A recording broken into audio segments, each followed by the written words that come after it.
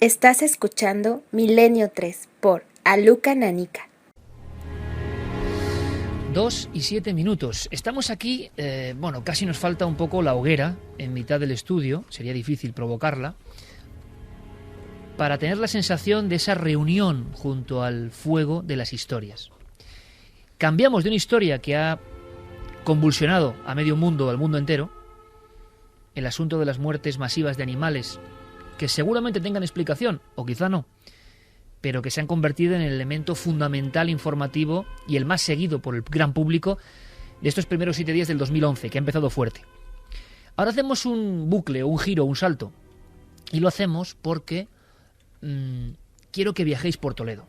Muchos amigos y amigas ahora estarán pensando que Toledo es hasta bien conocido. Craso error, porque yo pienso que cuando uno se aleja de las arterias más populares, por donde la gente va en busca de monumentos, fechas, a encontrarse con la historia, a veces siempre escuchando las mismas historias, por desgracia, se pierde cosas. Cuando uno abandona esas rúas y penetra en el Toledo eterno, se da cuenta de que esa ciudad tiene algo. Muchas veces han estado aquí estos amigos, en la tele también, Luis Rodríguez Bausá y Javier Mateo Álvarez de Toledo. Buenas noches a los dos, amigos. Buenas noches. Gracias por el esfuerzo de estar aquí a estas horas, pero creo que la audiencia os lo va a agradecer. Yo también, nosotros también. El Estudio 1, en penumbra.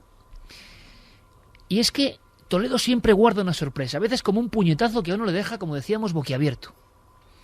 Estábamos presentando este libro, Guía Mágica de Toledo y su provincia, Ediciones Covarrubias, y lo sorteamos, Carmen. Sorteamos 3 ejemplares, Iker. Parece que ya la línea principal, bien, la de la cadena SER. Se había caído el servidor, sí, se había como caído los pájaros. Como los pájaros, aquí todo lleva una relación. Pues sorteamos 3 ejemplares, Iker, en esa línea también. Milenio 3 con número, @cadenaser.com, y nuestro 27699, palabra clave Milenio, espacio y vuestros mensajes. 3 ejemplares de Guía Mágica de Toledo y su provincia. Un libro único y, de verdad, impresionante, con un anexo aún más impresionante, pero quizá de eso ya que hablar otro día, sobre los libros de la España mágica. 2 auténticos artesanos de la investigación, podría decir, buscadores de legajos, de historias, de documentos. Noel Calero pone esta música porque hemos seleccionado el encuentro con el Toledo más sobrenatural, más Toledo del miedo, podríamos decir. Y es que Luis, cuando estábamos presentando, ¿verdad, Javier?, hace pues apenas un mes, ¿no?, este libro, tuvimos el honor de presentarlo al público en un acto entrañable. A veces lo que ocurre en una cena, tranquilamente, las mismas personas que además estamos aquí prácticamente ahora, empezamos a contar nuestras historias.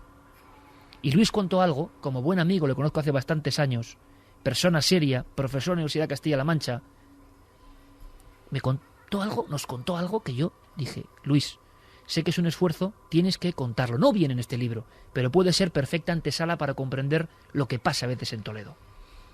Nos contaste algo, Luis, que me gustaría que contases ahora a cientos de miles de amigos, con el mismo clima, viendo casi aquella casa, una vieja casa, ¿no? Una vieja casa, Iker, una vieja casa que además no hay ningún problema en decir la ubicación, está en una de las calles céntricas de la ciudad, pero formando parte de ese intrincado laberinto de las callejas y callejuelas toledanas. Es la calle de Recoletos, que además guarda el nombre, el recuerdo de un antiguo convento de agustinos recoletos, en un lugar además muy emblemático de la ciudad, porque muy cerca de allí también se instaló una parte del Santo Oficio. La cuestión que yo cuento encantado y que mi amigo Javier me ha escuchado contar algunas veces, y lo que es una lástima es que al final ninguno de mis primos y familiares que también forman parte de esta historia hayan podido venir por diferentes circunstancias familiares. Yo lo cuento encantado. En aquella casa, en aquella vieja casona, vivía en la década de los 80 todavía mi abuela materna, mi abuela Lola. Era una casa muy vieja, además la única vecina que mi abuela tenía era otra señora mayor que vivía dos pisos más arriba, una mujer bastante huraña, la recuerdo yo. Bueno, en aquella casa vivía mi abuela con mi abuelo Joaquín, y cuando mi abuelo Joaquín fallece, los días de diario mi abuela estaba acompañada por cualquiera de sus hijos, mi madre entre ellos, y los nietos que habitualmente jugábamos en casa de mi abuela, ¿no?, por los primos. cuando mi abuelo fallece, insisto, los domingos, mi abuela tenía sirvientas, pero era la época en la que las sirvientas los domingos descansaban habitualmente y marchaban a sus respectivos pueblos pues a pasar el día. Entonces, para que mi abuela no se quedara sola, aunque era una mujer que se valía perfectamente y que no tenía, digamos que no tenía ningún problema físico ni mental, para que no se quedara sola, nos solíamos quedar uno de los primos mayores, ¿no? Y yo lo que recuerdo en esa noche de domingo, que además no recuerdo muy bien la fecha, pero sé que era verano porque entraba una enorme luz de la luna por uno de los ventanales. Lo que recuerdo es que en un momento dado pues tengo necesidad de acudir al cuarto de baño. Me levanto de la cama y para no molestar a mi abuela, que solía dormir con la puerta abierta, pues ni siquiera encendí la luz, porque era una casa que conocía perfectamente. Había que recorrer un pequeño pasillo, en torno a 7-10 metros, bajar 2 pequeños escalones y caminar apenas 4 pasos más, y al girarte hacia la izquierda entrabas en el cuarto de baño, ¿no? Bueno, pues en el justo instante en el que yo me giro, adormilado, insisto, es verdad, pero me giro para encender la luz del cuarto de baño, mientras tanteo la pared, veo un pequeño resplandor en aquellos 2 escalones y vi con total nitidez, perfectamente iluminado. No creo recordar que fuera por la luna, sino más bien una iluminación que emanaba de la propia figura, pues la imagen de un niño que ahora, con los años pasados, que ya han pasado, pues puedo suponer que tendría entre 8 y 10 años por el recuerdo que yo tengo y por lo que luego comentaremos. Un niño sentado en aquellos 2 escalones con las manos en las rodillas, unos pantalones cortos y una camisa blanquecina, pues con unos cuellecitos así en las mangas, en unos ribetes, creo que se llamaban puñetitas, en las mangas y en el cuello. Yo, como en aquellos momentos era pues un chico de 18 años, más bien alocado y que no me dejaba impresionar fácilmente, no hice no me sorprendí prácticamente nada. Entorné los ojos, di la luz y en ese momento allí ya no había ningún niño y nada. La consecuencia inmediata es que yo entré en el cuarto de baño, terminé, me volví a acostar y ahí quedó aquella historia. Supongo que porque debí pensar en aquel momento que podía haber sido una mala pasada de mi imaginación, o que simplemente pues era una jugada de la luz de la luna que entraba por un ventanal que prácticamente justo caía en esas 2 escaleras, debí pensar, intuyo que aquello debió haber sido fruto de mi imaginación. Pero ¿cuál no sería mi sorpresa cuando mucho tiempo después, a la vuelta de 8 o 10 años, quizá alguno más, hubo una reunión familiar, coincidimos casi todos los tíos y casi todos los primos, en una casa que tenemos en cierto pueblecito de Alicante. Coincidimos allí, los padres, los tíos se marcharon a cenar y quedamos allí los primos, los grandes con los pequeñicos. Y en cierto momento, cuando ya todavía nuestros padres, nuestros tíos no habían llegado, en cierto momento los acostamos a los pequeños y en la terraza de aquella casa nos pusimos a hablar de muchas cosas, pero ya estábamos como bastante cansados. Y recuerdo perfectamente que uno de mis familiares encendió un momentito la tele, supongo que para ver si estaban poniendo algo de interés. Había un programa del Loco de la Colina que estaba entrevistando un médium. Y ese fue el detonante de que la conversación, que teníamos bastante animada, por cierto, cesara en aquel instante y pasáramos a hablar de este tipo de cosas. ¿Y cuál no sería la sorpresa? Que yo creo que nos llevamos todos. En aquel momento, cuando, si no recuerdo mal, mi primo Miguel fue el primero que dijo: yo una vez vi una cosa un poco extraña. Y mi prima Marta dijo: y yo también, en casa de la abuela Lola.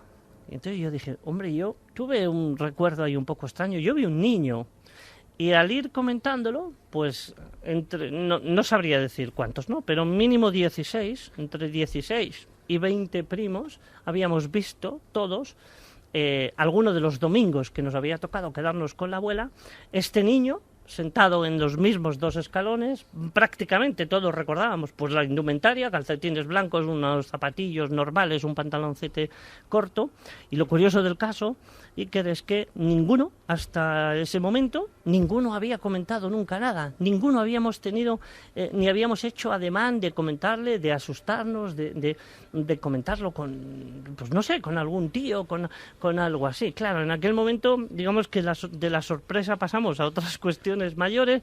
Hubo algunos primos incluso que pensaron que era una broma, que habíamos pertreñado entre algunos cuantos, pues para tomarles el pelo, pero claro, al hablar con ellos y decir, pero tú se lo habías contado a alguien y aquello no había salido de la boca de ninguno de nosotros, pues digamos que la sorpresa fue mayúscula. Lo que hicimos a continuación fue esperar a que llegaran los mayores, sobre todo para interrogar a una tía a quien yo quiero mucho, mi tía Marisol, que era como la gran aficionada a la historia de la familia, lo sigue siendo afortunadamente, aunque ya es una persona de cierta edad, para que nos contara qué había pasado con cierta hermana de mi abuela, a la que llamábamos la tía Ana, que vivía también en esa casa, en una habitación que estaba siempre cerrada a cal y canto, y que por el simple hecho, es una tontería, ¿no? Pero por el simple hecho de que la habitación estuviera siempre cerrada nos producía pues cierta reticencia, incluso a mirar a través de los cristales que estaban adornando la puerta, ¿no? Y nuestra tía Marisol nos contó con total tranquilidad, antes de que nosotros le dijéramos lo que nos había pasado, que mi tía Ana, esta hermana de mi abuela, que todos teníamos la sospecha o el convencimiento de que se había muerto loca, que había perdido la razón, nos contó que efectivamente era una mujer que no salía de casa, que estuvo muy perturbada porque había sido madre soltera en un momento dado, después de la posguerra, un momento muy complicado, madre soltera, y encima el niño que había tenido había muerto prematuramente de meningitis, ¿no? En torno a los 8, 10 años, y ella no recordaba más. Básicamente esta es la historia de la calle Recoletos. Creo, amigos, 2 y 19 minutos, que ahora entendéis nuestra expresión, que seguro imagináis al otro lado, que casi es la misma, ¿verdad, Javier? ¿Verdad, Carmen? De esta historia tan alucinante. Hay que decir que Luis Rodríguez Bauzá, nuestro querido amigo, ha intentado, ¿verdad?, que otros de los protagonistas, que en esa noche empezaron a desvelar su secreto familiar, todos se habían visto al mismo niño, estuviesen aquí. Quizá en un futuro sea posible, pero lo cierto es que coincidíais todos, Luis, en la descripción. Sí, básicamente. Bueno, lo que también recuerdo es que algunos de los primos, que en aquel momento debían ser los menores, mi prima Noemí, por ejemplo, rápidamente, o mi propia hermana, dieron el asunto por zanjado, ¿no? No querían volver a saber nada. De hecho, hoy, haciendo un intento para que si alguno se animaba a venir a intentarlo, no querían ni siquiera. Algunos recordaban con miedo la historia. Sí, no, es como un tema tabú en determinados círculos algunos prefieren, digamos, dar por zanjado el asunto diciendo, bueno, pues esto es mejor, hay cosas que es mejor no menear, hay cosas que es mejor. ¿Estás viendo no la cara hablar. de ese niño y qué ves, Luis? La cara no, Iker, estoy viendo la imagen del niño. No sería capaz, ¿no?, de reconocer o de dibujar ni siquiera con palabras algún rostro, pero veo la imagen absolutamente tranquila de un chico sentado en un escalón, pues porque no recuerdo que tuviera nada en las manos, ¿no? Pero si hubiera tenido un libro lo estaría viendo leyendo. Quiero decir, un chico tranquilo que tampoco hizo ningún gesto, ninguna seña, no hizo absolutamente nada, ¿no? Ningún llamamiento, porque entonces estoy seguro, primero, que lo recordaría, y segundo, que me hubiera asustado profundamente. Luis, ¿y alguno de esos 16 a 20 primos que tú has dicho que pudieron haber sido testigos de esa misma visión, contaron algo más? Es decir, ¿ese niño en algún momento se levantó de las escaleras, hizo algún gesto, ademán de comunicarse, algo? Es decir, ¿alguien contaba algo más? ¿Alguien dio un paso más en la descripción de esa figura? Que yo recuerde, no, pero ¿sabes lo que pasa? Además, Javier, es que, bueno, primero, por circunstancias familiares, muchos viven fuera y nos vemos poco, y yo no recuerdo, después de aquel día de nuestra cita en Santa Pola, no recuerdo haber vuelto a hablar de esta historia con ninguno de mis primos, precisamente porque supongo que no le hemos dado ninguna importancia más allá de lo puro anecdótico. Es verdad, eso sí que es verdad, que mi primo Miguel estaba convencido, incluso hizo algún intento de convencernos tiempo después de que intentáramos indagar en este niño, ¿no? Porque, claro, lo primero que todos pensábamos y que a todos nos asaltaba era que este niño debía ser, sin ninguna duda, el hijo de mi tía Ana. al hijo de mi tía Ana. Pero Eso pues lo dabais por hecho, vamos. sí, lo damos. Yo 15, 20 años después lo sigo dando por hecho, pero todavía viven los tíos, ¿no? Los familiares, y sí que es verdad que en aquel momento también ellos dijeron, no, pero esto, pues que estáis tontos, venían a decir, no, pues esto que os lo estáis imaginando. ¿Todos tal, coincidían, Luis, en la misma zona de la casa? en las escaleras, en los dos, en aquel pasillo que iba desde las habitaciones, era una casa antigua, una distribución un poco extraña, y había un pasillo que hacía de distribuidor, y digamos que los 4 dormitorios estaban al fondo de ese pasillo, ¿no? Tanto que el comedor, la cocina, el salón y tal estaban en la otra parte. Y como era una casa muy vieja, tenía diferentes alturas, se salvaba la altura que conducía de esas zonas de hábito, o sea, donde habitualmente se está, a las zonas de los dormitorios, se salvaba a través de un pasillo, insisto, 5 o 7 metros con 2 escalones, ¿no? Y aparte, tu tía Marisol, algún otro miembro adulto de la familia o incluso tu abuela llegó a comentaros algo de ese niño. ¿Ellos lo habían visto? ¿Algún adulto había visto eso? ¿O todos erais los adolescentes? Éramos los adolescentes. Los que lo visteis. Mi abuela en aquel momento, cuando lo comentamos, ya no vivía, desgraciadamente. Mi abuelo tampoco. Y claro, los que nos quedábamos a dormir los domingos, que era el único día en el que mi abuela estaba sola, pero claro, si le hubiéramos dado importancia, imagino que le hubiéramos preguntado. No vuelves a dormir, desde luego. O Ya te no hubiera lo sé. costado mucho, claro. Ya no lo tengo tan claro, pero lo que tengo seguro es que le hubiera preguntado también a las... ¿Y se sabe el nombre de ese niño? Pues mira, Iker, no lo sé. No lo sé porque la única persona que nos lo podría decir era es mi tía Marisol. En aquel momento se lo preguntamos y tampoco, ni siquiera lo recordaba, ¿no? Era como una historia tabú en la familia, ¿no? No la presencia, que no la daba nadie, no daban crédito, ¿no?, a aquella historia, sino era una parte de la familia y de los sucesos familiares de los que no se hablaba, ¿no? De los que no era mejor no menearlo. 2:23. Esto es Milenio 3 en la SER. Escuchamos todos muy atentos porque ahí está, ¿no? Un profesor de la universidad, un hombre estudioso, un hombre con mentalidad analítica. Yo no sé si lo que estaba ahí era un fantasma o qué es eso, pero desde luego la visión y la descripción nos dejó impresionadísimos. Espero que vosotros también, y quizá tengamos alguna información de más amigos que han visto algo parecido en algún lugar. Las vías están abiertas y el servidor ha levantado el vuelo, nunca mejor dicho, Sí, ¿no? ha levantado el vuelo. Perfecto. Javier, estas historias no vamos a decir que sean habituales en el Toledo antiguo, pero habéis registrado en este libro, en la Guía Mágica de Toledo y su provincia, algunos casos que van más allá de la historia y se centran directamente en lo espectral, sobrenatural. Hay casos, habéis destacado algunos, incluso con eminencias parece que importantes en la historia, que se siguen viendo o siguen paseando por el mismo lugar, y hay testigos y trabajadores que afirman que está ocurriendo ahora mismo. Es el Toledo un poco del miedo, ¿no? Eso es lo realmente impresionante, ¿no? Estas son las cosas siempre que le pasan a los demás y siempre impresionan, pero cuando le pasan a alguien cercano a ti, como es el caso de Luis y parte de su familia, la que conozco bien, pues la cosa impacta todavía mucho más, ¿no? Y desde luego, a cualquiera que le pregunten si esto puede pasar en Toledo, la respuesta es rápida. Y es que sí, porque Toledo, que suena a medieval, que suena a cardenales, que suena a iglesia, que suena a Inquisición, pues efectivamente lo tiene, pero lo realmente impactante es que ese tipo de cosas sigan sucediendo hoy. No podemos decir que de forma cotidiana, pero con cierta frecuencia. Javier, si hacemos claro, yo creo que la aparición del niño y sobre todo la descripción de la vestimenta, la expresión, no es nada aterrador en lo que el niño hace, está en unas escaleras aguardando. Es como si uno en ciertas horas de la noche se cruzase con otro espacio del tiempo y contemplase algo que el resto de la vida cotidiana queda vedado. Pero si hacemos en vuestro trabajo exhaustivo, no solo de este libro, sino de muchos, pero este que francamente me tiene maravillado, un catálogo, no sé si llamarlo catálogo, pero ¿qué tipo de visión te viene ahora mismo a la cabeza, Javier, que no sea esta que nos ha contado Luis, que es como cuando el investigador se encuentra con el misterio, que también ocurre a veces? A lo largo de tus investigaciones por Toledo, ahora mismo, ¿qué espectro, aparición que hayáis investigado estás viendo ahora mismo?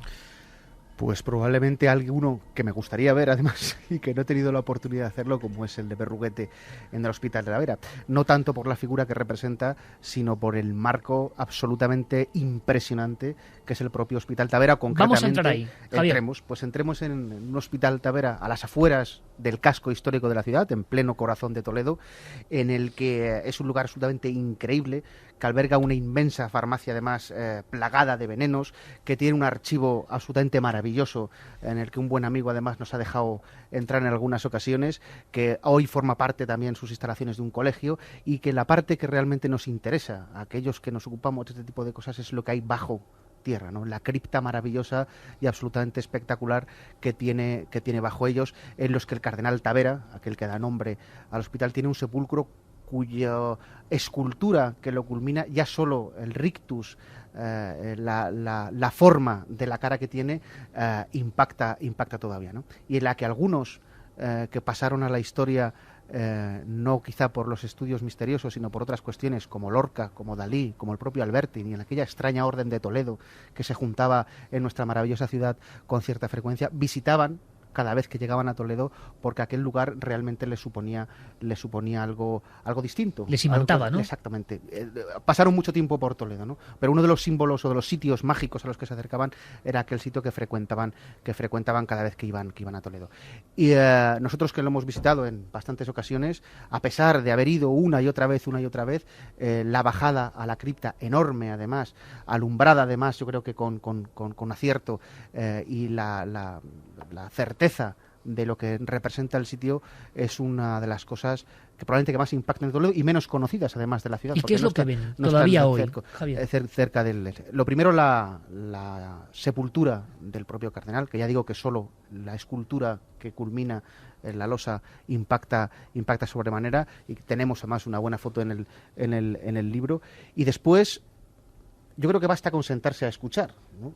Y yo creo que los que saben, o los que sabéis de estas cosas, me entenderéis cuando los que escuchas, el silencio que se escucha en aquella cripta es más que suficiente para dejarse meter en algunas cuestiones en las que algunos declaran incluso que el espíritu de Berruguete aparece por allí con cierta frecuencia, y que nosotros desgraciadamente no hemos podido constatar todavía. Pero si yo, que soy de naturaleza escéptica, lo he dicho muchas veces, tuviera que escoger un sitio para poder ver alguna de estas apariciones, presencias, o como lo quieran llamar cada uno, desde luego uno de los sitios que escogería, no me cabe duda, sería la cripta del Hospital Tavera. ¿Y qué dice la gente, Luis, en la antigüedad y hoy, sobre las apariciones de algo en ese lugar? Yo tuve la inmensa fortuna, a través de la directora del archivo de Arantxa, que es una buena amiga, y de otro buen amigo de esta casa, que además ha venido un par de veces a hablar con vosotros y el programa de la televisión, que es Fernando Bodmediano, profesor de la Universidad Carlos III, en fin, nadie susceptible de ser sospechoso de nada, muy al contrario, profesa la más estricta ortodoxia, pero es un encantado, un enamorado de estas cuestiones. Este fue el primero que a mí me lo contó, pero insisto, yo acepto una invitación de parte, pues, de Miguel Bodmediano y de Arantxa para darles un curso a los técnicos del archivo, hace 5 años, no creo que fuera más, un curso sobre heráldica. Yo, entre mis aficiones, pues me diplomé en heráldica hace tiempo. En el archivo pues son todos técnicos, pero hay cuestiones de heráldica y alguna parte de genealogía pues que por su propia formación se les escapan un poco. Así que yo, encantado, acepto a dar el curso, y entonces se produce la situación de que, según voy ganando la confianza de estos técnicos, porque Arantxa la conocía, insisto, y a Miguel Bodmediano también, pues empiezan a contarme que están bastante sorprendidos, porque sobre todo los guardeses de aquel edificio, que, como os decía Javier, es un edificio emblemático, pues están un poco asustados, no caminan por ciertas zonas, porque todo el mundo cree ver lo que identifican con el espíritu de Berruguete, básicamente por la vestimenta y sobre todo porque está enterrado, supuestamente está enterrado allí en una de las sepulturas. Es más, las mujeres de la limpieza se quejan reiteradamente de cuestiones como que estando fregando, a una de ellas le arrancan del cuello una cruz que llevaba, sale rebilbando, por decirlo de una expresión coloquial, aquella cruz con aquella cadena que se rompe inexplicablemente, o que los útiles de limpieza que tienen, que los guardan en cierto trasterillo, pues no terminan de guardarlos, oyen pequeño estruendo, vuelven a abrir y están todos tumbados, caídos, boca abajo, ¿no? En un trasterillo que no tendrá más de 1 metro cuadrado. Entonces resultaba curioso, Iker, y me acuerdo que Vozmediano lo comentó, si recuerdas, Javier, era muy curioso porque cada vez que yo tomaba un café después de las sesiones del curso, que era un horario bastante intempestivo, porque luego tenían que abrir a las 9 de la mañana al público, bajábamos a tomar un cafetillo antes de que ellos abrieran, pues cada uno me daba su versión, ¿no? Me decía, oye, pues por aquí, hombre, yo no lo he terminado de ver, pero sí que es verdad que en zonas del depósito, del archivo, o si tenemos que bajar a la cripta, pues bajamos de 2 en 2, porque ya estamos todos como un poco susceptibles a esta cuestión. Pero las mujeres de la limpieza lo han visto todos, y era la típica cuestión esta que te decía, nadie terminaba de decir que lo había visto, pero sí que lo habían sentido, y por ejemplo, insisto, lo que decíamos hace un momento, ¿no? La propia Arantxa o el propio Miguel Vozmediano comentaban con total naturalidad que era Vox Populi entre la gente del Museo Tavera y de la parte del Archivo Histórico Nacional, que dan por sentado que aquella figura que se aparece, aquella presencia, es berruguete. Vamos a ver qué dice el público, Carmen, que imagino que estaría impresionado con la primera historia del niño y que quizá, como suele ocurrir con la magia de la radio, tengan datos o de otras apariciones similares, porque en ocasiones los casos del misterio tienen como calcos en otros lugares, ¿no? Bueno, nos decían que una noche de febrero del año pasado, caminando cerca de la calle Recoletos, en el callejón del Moro, que el oyente que nos escribe sentía como una presencia que tenía gran fuerza, iba detrás de él. No sé si el callejón del Moro tiene alguna historia. Espero que no sea mi primo. También nos decía, viví 2 años en Toledo, se escuchaba cada viernes y sábado desde el Valle, en el coche. Es sin duda una ciudad que hechiza. John desde Benidorm. Digna de una novela, la historia del niño. Ha vuelto a ir a la casa, han intentado averiguar quién era el niño. Vaya historia, y encima diluviando. Saludos desde Bujalance, en Córdoba. Bonito sitio. Es una noche especial, ¿no?, para contar esto. Y ahí está una pregunta muy lógica, ¿no? ¿Se ha hecho alguna investigación? ¿Has vuelto con otros ojos, Luis? No, pero la casa existe. Lo que pasa es que ahora es una casa moderna. La casa lo tiraron, lo derruyeron. La entrada la mantiene. Sé que el patio interior lo mantiene porque en cierta ocasión lo vi abierto. Pero no he vuelto a entrar porque además desconozco quién los vecinos. Y la verdad no sabría muy bien cómo explicárselo. Lo que también no deja de ser curioso es que justo debajo de la casa había un sotanillo, y aquel sótano pues hoy mucho más ampliado, claro, porque abarca toda la parte baja en otra altura diferente. Pues esta casa, la puerta de entrada, digamos que tiene una diferencia de altura, debe tener pues 7 metros con respecto a lo que se llama la Plaza de la Campana, que es por donde se entra a lo que hoy es una acreditada discoteca de Toledo, ¿no? Entonces, digamos que toda la estructura de aquel sótano y mucho más, hoy es una discoteca, ¿no? Entonces, digamos, si ese era el lugar de reposo, Dios no lo quiera, lo que tengo claro es que ya no descansa en paz, ¿no? Pero no hemos vuelto a eso. Paco Miguel nos decía que menos mal que esta historia del niño la hemos contado cuando ya ha acabado el turno de guarda, que si no habría apagado la radio. Marcela nos dice, solo con decir Toledo ya te transporta a un mundo misterioso. Sus calles están llenas de 3 culturas, una de las ciudades más maravillosas en las que he estado.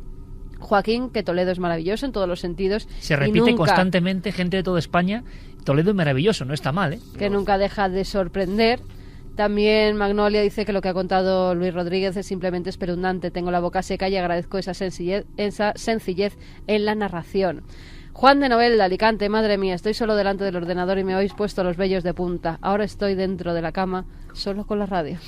Seguimos alternando opiniones de nuestros espectadores, oyentes, porque ya este programa casi es interactivo. ¿Vías de contacto, Carmen? 27699, palabra clave milenio, espacio, vuestros mensajes, milenio3 con número, @cadenaser.com, y ya tenemos www.cadenaser.com, donde ya Iker por fin ¡aleluya! Nos llegan los mensajes. Esto no es como los pájaros, esto ha resucitado y los mensajes no llegan, que sorteamos 3 libros. Guía mágica de Toledo y su provincia, nuestros amigos Luis Rodríguez Bausá y Javier Mateo Álvarez de Toledo, al que le voy a preguntar, siguiente estampa, siguiente aparición, en la antigüedad o más moderna, ¿dónde tenemos que ir? Santi, ¿te ha sorprendido la historia historia de... ¿No te esperabas tú que Luis se arrancase de esta forma, contando una cosa de esta forma, de esta manera, con estos datos, que no es ver una sombra, es ver algo absolutamente que parece casi físico?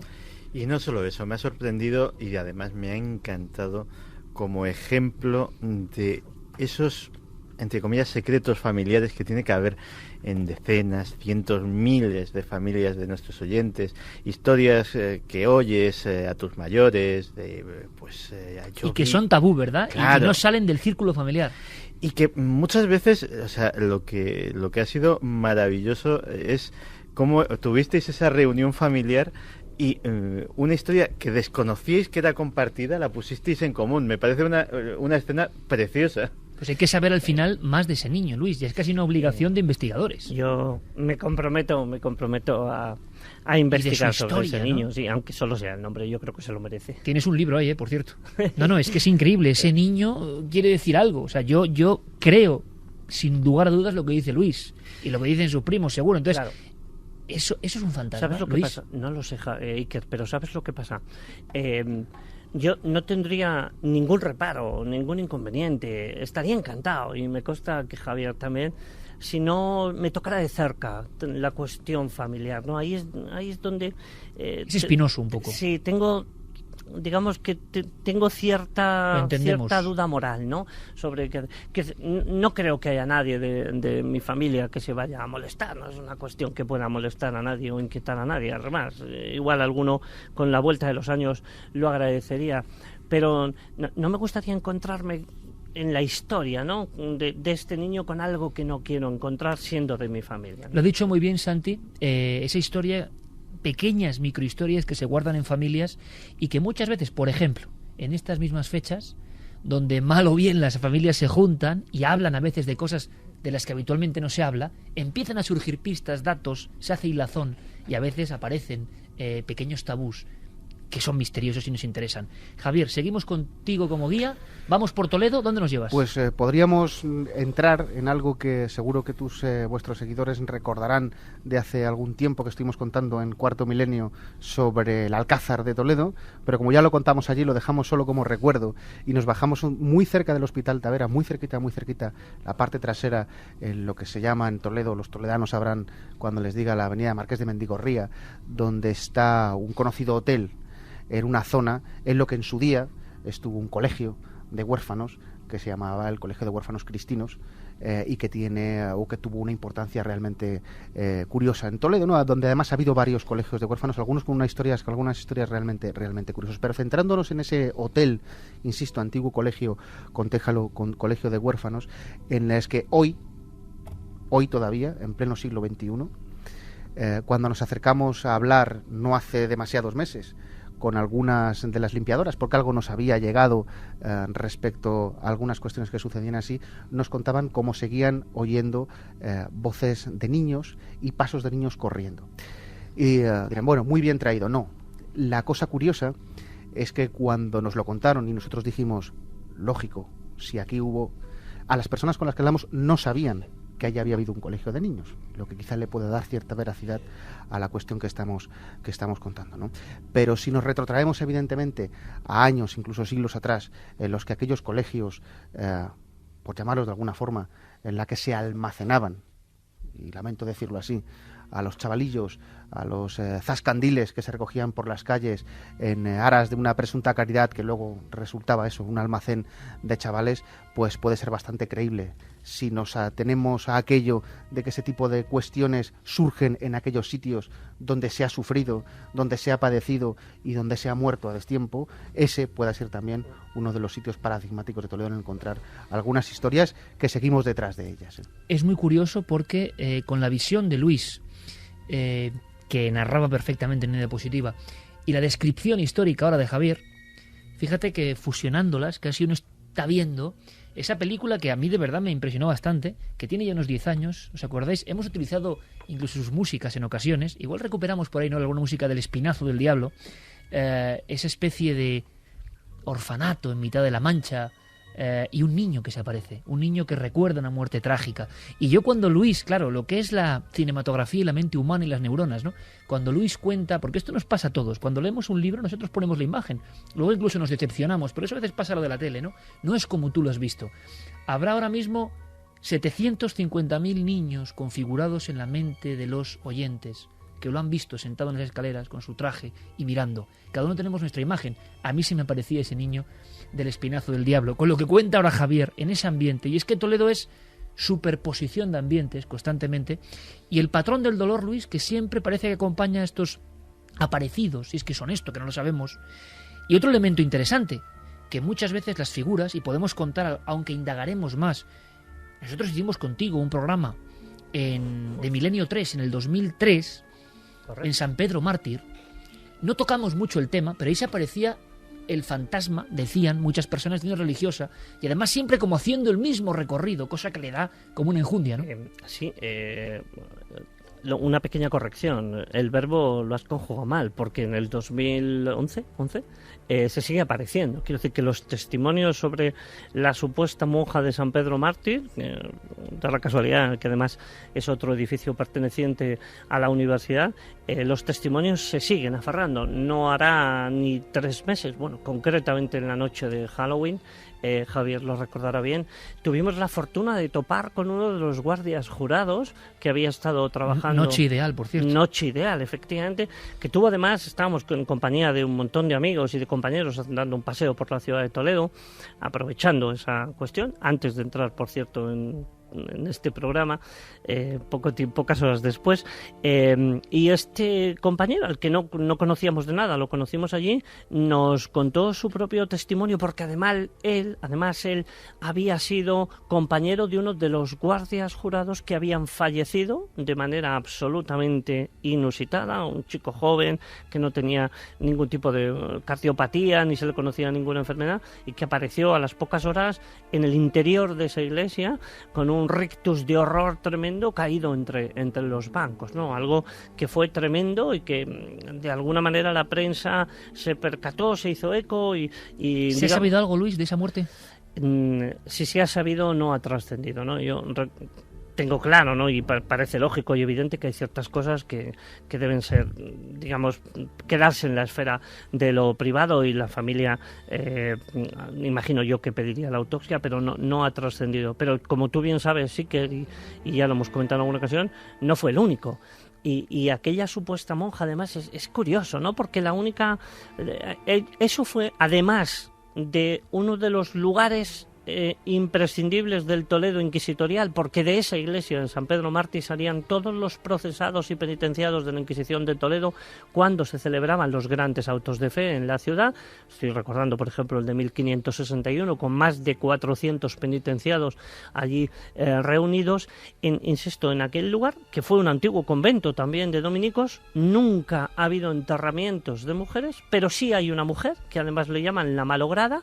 Fue una noble, doña Inés de las Rodelas, fundó una pequeña capillita además privada que hoy curiosamente sirve de depósito de la biblioteca de esa zona de la universidad, y doña Inés de las Rodelas está enterrada allí, y era muy frecuente, y ella por tanto también lo fue, que fuera amortajada con un hábito de monja. Era muy frecuente la gente joven que moría en el siglo XVI, XVII, que pues de alguna manera, para estar más cerca o agradar más a la providencia, pues se le enterraba con hábito de y los monja. testigos modernos lo que ven es eso, una monja. Los testigos modernos incluso le han puesto nombre, quiero decir, tenemos, y además, en fin, es Vox Populi entre los propios estudiantes de la universidad, entre los sugieres y entre las mujeres de la limpieza. Yo no recuerdo ahora mismo el nombre que le han bautizado, pero cuando van a entrar en algunas aulas, si ya es de noche o en alguna, le avisan, le llaman, ¿no? No recuerdo si la llaman... Saludan antes de entrar. Catalina, ¿no? Sí. Me parece, o algo así. Entonces le dice, oye, que voy, Catalina, no me asustes. O sea, que como voy, ocurre ¿no? en muchos lugares, en muchos entornos, sobre todo oficiales, en los cuales las personas que trabajan allí ya como han asimilado a la figura que se aparece, la han bautizado como para separarse de ese miedo y conviven con ella más mal que bien. Pero es que fíjate que ese edificio, en Toledo pasa mucho esto además, yo me imagino que en otros sitios también, ¿no? En ese edificio confluyen tal cantidad de cosas a lo largo de toda la historia, no solo que lo que ha nombrado Luis, en el que se celebraban muchos, que partían de allí los autos de fe en dirección a Zocodover, cosa extraña, por cierto, porque solían partir de los edificios. O sea, que había mucho dolor, Javier, allí. Evidentemente. Parte de los procesos inquisitoriales se celebraban allí mismo en San Pedro Mártir, pero no solo eso, sino es que además una de las probablemente menos conocidas marcas que tienen que ver con la cuestión satánica, con la cuestión diabólica de Toledo, se encuentra allí en una zona además prácticamente desconocida para los demás, porque gracias al buen hacer, a la buena amistad que nos une con él y a la paliza que le dimos, por qué no decirlo, del bibliotecario de la universidad, conseguimos llegar a una zona prácticamente inaccesible para poder fotografiar a una estrella de 5 puntas, con un alfa y un omega, en un sitio... Y da mucho miedo. Claro, inaccesible para pintar aquella... Ahora me contáis el sitio, pero yo quiero decirle a nuestros oyentes que en la página 29 de este libro que hoy sorteamos, entre los muchos documentos, pero yo creo que lo interesante es, bueno, evidentemente la investigación histórica, la recuperación de algo que es nuestro, ¿no? Y que tiene que guardarse, como han hecho los grandes cronistas de la historia de todas las provincias españolas. Pero siempre hay como elementos que tampoco sabemos bien por qué, porque estamos ya acostumbrados absolutamente a todo, que de repente te llaman, tienen un eco, tienen una fuerza. Página 29 dice lo siguiente: puerta de acceso a la iglesia de San Pedro Mártir, donde hemos hecho Carmen este programa, que fue algo inolvidable, y símbolo mágico que se encuentra en este edificio. Y no sé si me puedes, Javier, describir la foto que yo tengo aquí ahora mismo para que la visualice nuestro público, porque hay unos signos, descríbelos por favor, y también algo físico que acompaña estos símbolos, ¿no?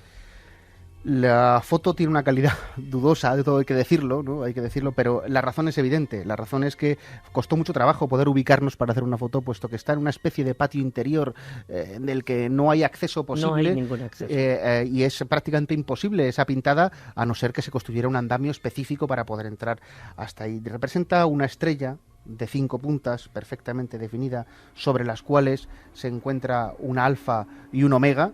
Supongo que no necesita más explicación para aquellos que nos movemos en este ámbito. Y se ve también es una cabeza de un una cánido. Cabeza de un cánido. No sabemos si puede ser un lobo, puede ser un perro, puede ser... Pero es una siniestra. cabeza, es un esqueleto. Exactamente. Es decir, es el cráneo Exactamente. Y está colgada como de una madera o de un clavo. Eso es.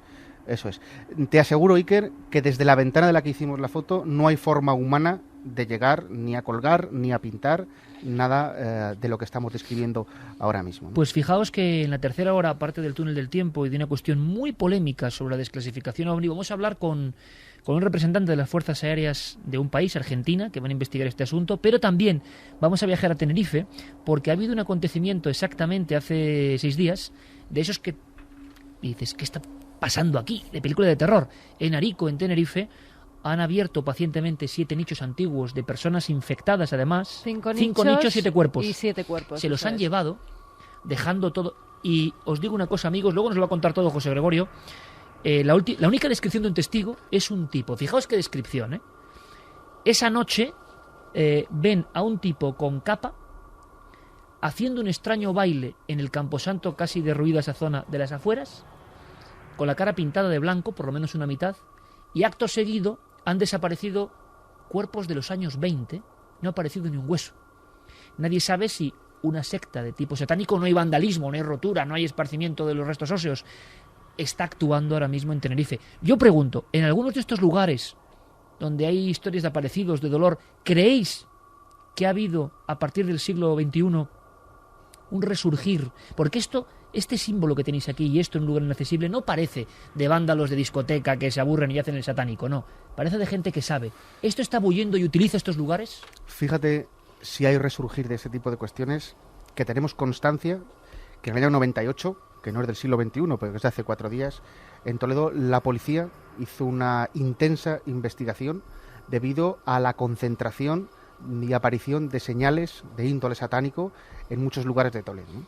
y no tratadas como simples gamberradas o actos vandálicos, Sino con conocimiento de causa. exactamente, con conocimiento de causa, por el dónde estaban puestas, por el tipo de señales que eran, y porque Toledo, y hay un informe del Congreso de los Diputados del año 89 en el que aparece como la ciudad española en la que más se concentran las sectas satánicas, es lugar de peregrinaje habitual para ese tipo de cuestiones, ¿no? Como para encontrarse con esa... Claro, pueden pasar muchas veces como gamberradas o actos vandálicos, pero aquellos que sabemos movernos un poco por el Toledo mágico, sabemos que dónde están colocadas, a la altura en que están colocadas y en los edificios que están colocadas, probablemente tengan mucho más que hacer que eso. Incluso se llegaron a percibir y a notar entradas ilegales, allanamientos en algunas de las iglesias toledanas, llegando a pintar con carmín los labios de la Virgen María. Como de la escena del representación, exorcista. efectivamente, en una clara alusión a cuestiones satánicas. Es para tomárselo en serio. Pero claro, además estamos hablando, si recuerdas, Javier, de la que más llamó la atención de este resurgir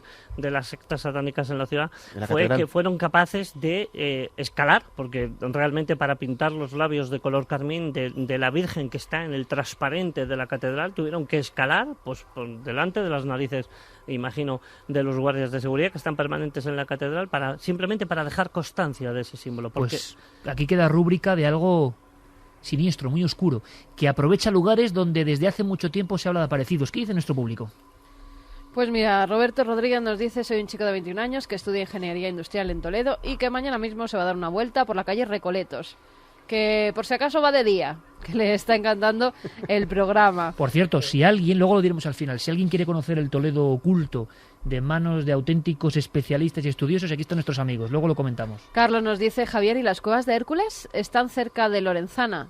Tú sabes, de 1000 cuevas más y cerca de la propiedad, entrada del universo con el que se alimentan las leyendas en Toledo. Un Lo amigo que dice. pasa es que eso sería para otro tema, Javier. Si Sí, empezamos no, ya con la pa- prueba de pa- Hércules, efectivamente. vamos a centrarnos en lo sobrenatural, aunque las Fina preguntas son Tomás muchas. nos dice: hablad del Santo Niño de la Guardia y de la Casa de las Cadenas. Otro niño, ¿no? el Santo Niño de la Guardia, también recuerdo que lo hemos hablado alguna vez, es una historia tremenda, ¿eh? A mí me parece uno de los fraudes de la historia, con perdón para la gente de la Niño Guardia. martirizado. Niño martirizado que nunca se encontró, pero en fin, ya hablaremos, ya. Diana, que mañana se saca el billete para pasearse por Toledo. Joaquín, que estudia en la Universidad de Toledo y que se está quedando maravillado, pero no sabe si volverá a ir solo por ella. Y Juan Carlos, que es de Toledo también, dice: se cuentan mucho historias de apariciones en el Alcázar por parte de gente que ha hecho allí la mili. ¿Qué saben nuestros autores? Intentamos responder brevemente, compañeros. El Alcázar fue uno de los temas de investigación vuestra. Sí, y además lo hemos vivido casi de primera mano, ¿no? Porque recuerdo que hicimos un buen largo trabajo con esto cuando en la televisión hablamos de aquello, pero allí tuvimos la suerte de poder hablar directamente con una de las personas que sufrió un colapso nervioso, que además tuvo que ser ingresado durante bastantes meses en un hospital, cuyo anonimato evidentemente guardaremos, y que no fue capaz de contarnos ni siquiera 5 minutos de lo que vivió, porque, y lo hemos comentado Luis y yo, si el miedo tiene cara, debe ser la que puso este hombre cuando le dijimos de lo que queríamos hablar con él, ¿no? Pero también, claro, es que es bastante habitual, ¿no? Los comentarios sobre cierto militar de alta graduación que no debe tener otra cosa mejor que hacer, que se presentaba, cuando todavía el Alcázar era enteramente militar, se presentaba a los pobres soldados que estaban haciendo las guardias y tal, les obligaba a cuadrarse y tal, en ese momento se desvanecía, ¿no? Tenemos Es el también testimonio que, porque os iba a preguntar esto, casi finalizando este simple planeo por un libro que tiene esas cuestiones que son inabordables ahora mismo, ¿no? Sobre la historia, la leyenda, la antropología, los artistas toledanos, las sectas, los grupos secretos, en fin, las logias, los alquimistas, sería imposible, ¿no? Pero centrándonos en algo que además llama mucho la atención, es el testimonio el de este hombre que dice Javier: si la fa del miedo fuese una, sería la de este hombre. El que más os ha impresionado, ¿recordáis algún otro? ¿Algún testimonio? ¿Alguien que os haya contado algo que se os haya quedado en la mente? Yo recuerdo dos muy rápidamente. Uno, tuviste... Bueno, le conociste, es una compañera nuestra, una amiga, que siente, vive en un conocido callejón de Toledo, que lo voy a decir, no tengo ningún inconveniente, que es el callejón de Alarife, donde ella, poco antes de que tú vinierais todos a hacer la presentación del libro, me estuvo preguntando que cómo era un Alarife de la Edad Media, que por qué se llamaba así ese callejón, que cómo vestían y tal. Y entonces, según íbamos, yo le iba dando las pues, humildes explicaciones de lo que yo podía tener como imagen a través de grabados y de pinturas y representaciones, y le mudaba la cara, ¿no? Javier asiente con la cabeza, porque ella estaba, de hecho, ha dejado la casa y se mudó, porque ella estaba convencida de que el Alarife lo notaba, lo veía perfectamente en su cara. Y muy rápidamente, ya que ha habido tantos amigos y compañeros de la universidad, pues que se anden con ojo, porque además estarían encantados de venir a compartirlo con todos los oyentes y con vosotros, si tenéis a bien y os apetece, en la actual sede del campus tecnológico, donde yo imparto clases en la fábrica de armas. Los testimonios se agolpan, de cera de velas que aparece y que las mujeres de la limpieza lo limpian, al día siguiente vuelve a aparecer, pasos que se oyen sistemáticamente en las escaleras que hacen que los ujieres salgan y miren y allí no hay nada, pero los pasos siguen sonando, etcétera, etcétera. Y son una serie de compañeros que además son muy ujieres, que muy aficionados al programa, que están siempre diciéndole, oye, si alguna vez tenéis ocasión, que me encantaría contarlo, porque los testimonios lo vamos son a hacer, Luis. aterradores. Javier, lo hemos dicho muchas veces, ¿no? Pero el ejemplo, es más, en este libro viene un anexo de los mejores libros de la España mágica, cosa que nunca se ha hecho. Qué bonito que la tradición continúe, y haya nuevos cronistas en el siglo XXI que hacen que no se pierda todo esto que es lo nuestro, que es lo auténtico, que nos hace diferentes a los demás. Y qué bonito también que el trabajo sea reconocido y se pueda publicar, y otros muchos amigos que no nos escuchan a raíz de aquí puedan reinvestigar la mágica rueda del misterio y los contadores del misterio que continúa, ¿no?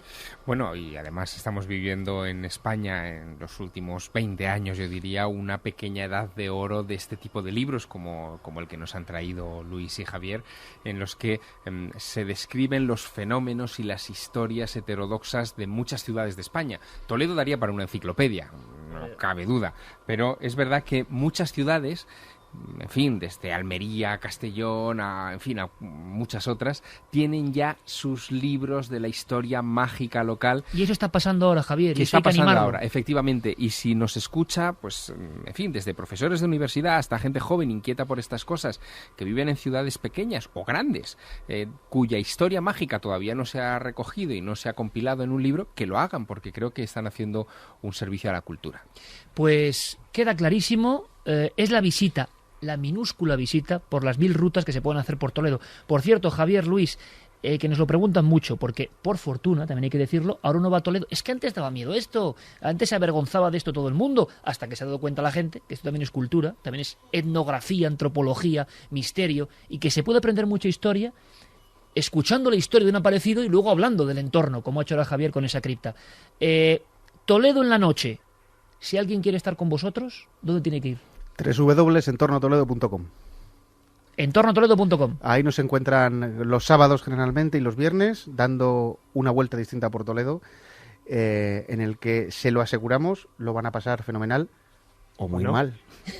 Lo que tenéis que hacer es animar a las autoridades. ¿Te acuerdas, Iker, que en esta visita a Toledo que lo hicimos, a las autoridades que, en fin, que custodian y protegen esa obra de arte maravillosa que es el entierro del Conde Orgaz, para que, en fin, la iluminen y la pongan en su sitio, y además podáis contar ahí también historias heterodoxas a su alrededor, que es una pena, ¿eh? Iluminen que se pueda ver el cuadro, que es que no se puede ni ver. Sí, la verdad es que estaba un poco... Luis Rodríguez Bausá, querido amigo, Javier Mateo Álvarez de Toledo, otro querido amigo, y una labor, ¿no? Yo creo que lo importante es la labor. ¿Sabéis lo importante? Que este libro no solo tiene texto y muchísimo trabajo, a veces poco reconocido. Aquí intentamos eso, poner laureles a quien lo merece, sino documentos, fotografías, croquis, signos. Es decir, como decía Javier Sierra, mira, ahora estoy viendo una especie de bandera de cofradía de ánimas, y a mí esto me encanta. El Toledo que casi nadie cuenta, pero que existe. Luis, Javier, haremos más rutas por Toledo, de otros temas. Gracias, esperamos. Amigos. Gracias. Y nuestro compañero Carlos Largo, que ha hecho un gran trabajo coordinando la información de última hora, porque en Argentina han pasado cosas, en Canarias han pasado cosas, estas profanaciones que vamos a contar con todo lujo de detalles, y tenemos ni más ni menos túnel del tiempo. Todo eso y mucho más, ahora a la vuelta después de las noticias, aquí, en la SER.